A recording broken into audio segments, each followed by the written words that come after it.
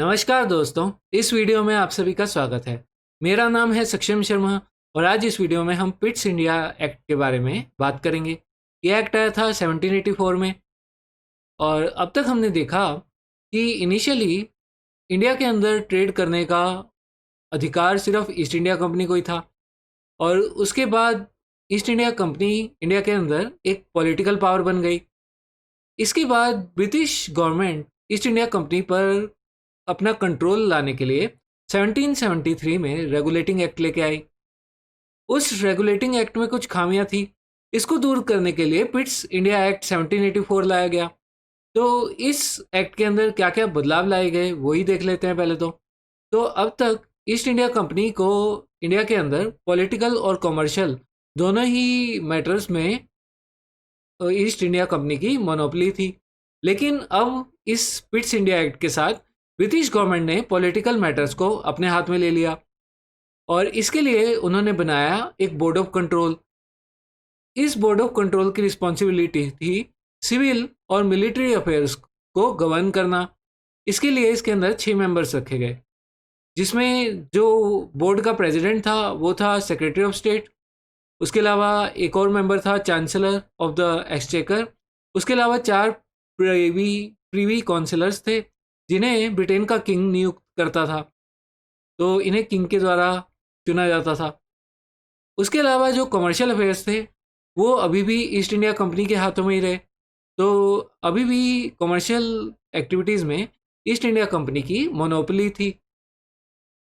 तो इस तरह से ये एक डुअल सिस्टम ऑफ कंट्रोल बन गया, जिसमें कंपनी का पहले की तरह अभी भी इंचार्ज कोर्ट ऑफ डायरेक्टर्स ही रहे, जिनकी संख्या 24 थी, और ब्रिटिश गवर्नमेंट की तरफ से एक बोर्ड ऑफ कंट्रोल स्थापित कर दिया गया। और इस एक्ट के तहत जितने भी सिविल और मिलिट्री ऑफिसर्स ज्वाइन करेंगे उन्हें इंडिया के अंदर जाने के बाद 2 महीने के अंदर अपनी प्रॉपर्टी को डिस्क्लोज करना होगा। तो इस तरीके से ब्रिटिश गवर्नमेंट करप्शन को कंट्रोल में लाने की कोशिश कर रही थी।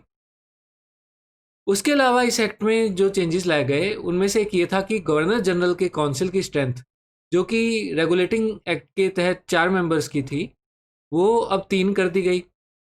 इन्हें 4 से 3 करने में गवर्नर जनरल की पावर्स बढ़ा दी गई।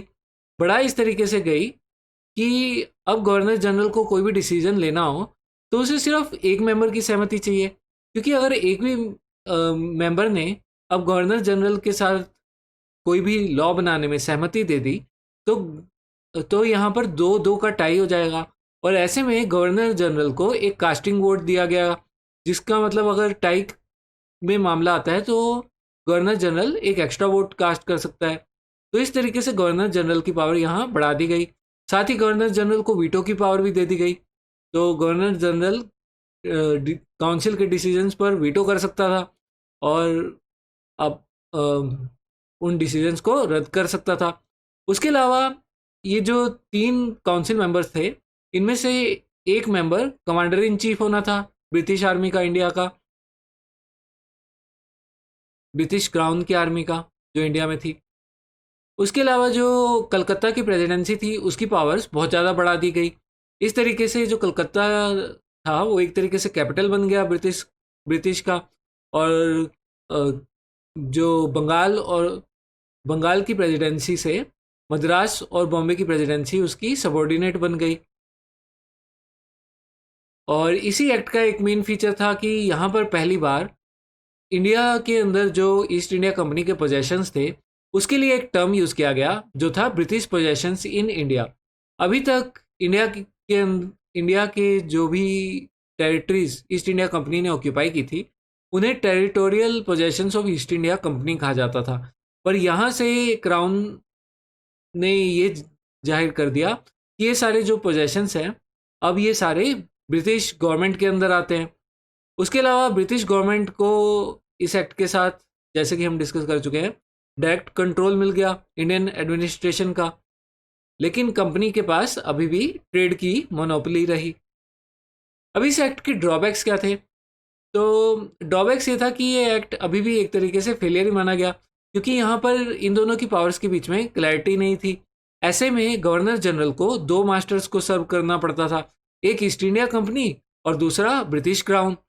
उसके अलावा इन बोर्ड ऑफ कंट्रोल और कोर्ट ऑफ डायरेक्टर्स की रिस्पॉन्सिबिलिटीज़ के बीच में कोई शार्प डिस्टिंक्शन नहीं थी।